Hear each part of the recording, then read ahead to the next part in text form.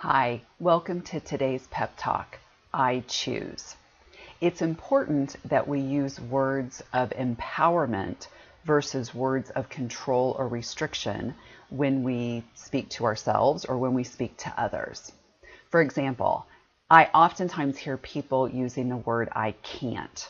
They will say, I can't get up early in the morning to work out.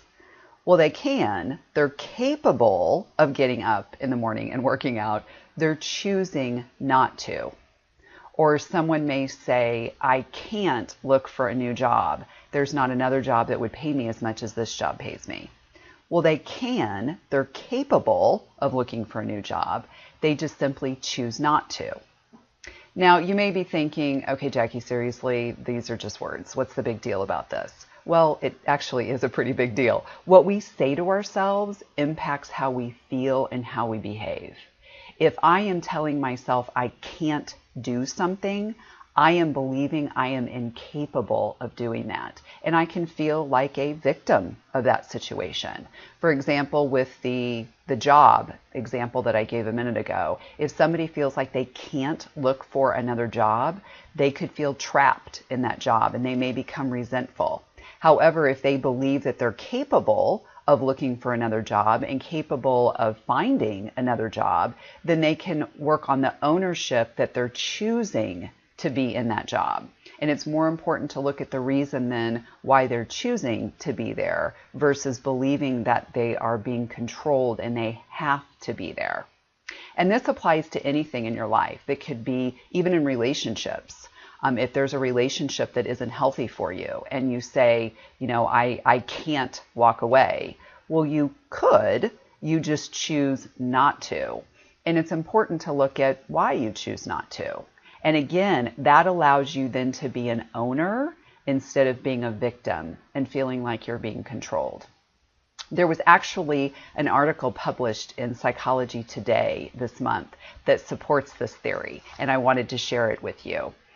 It says here that there was a study that was published in the Journal of Consumer Research. And during an experiment, one group was instructed to use the phrase, I don't, to refuse offers of unhealthy food, as in, I don't eat fast food, while another used the phrase, I can't.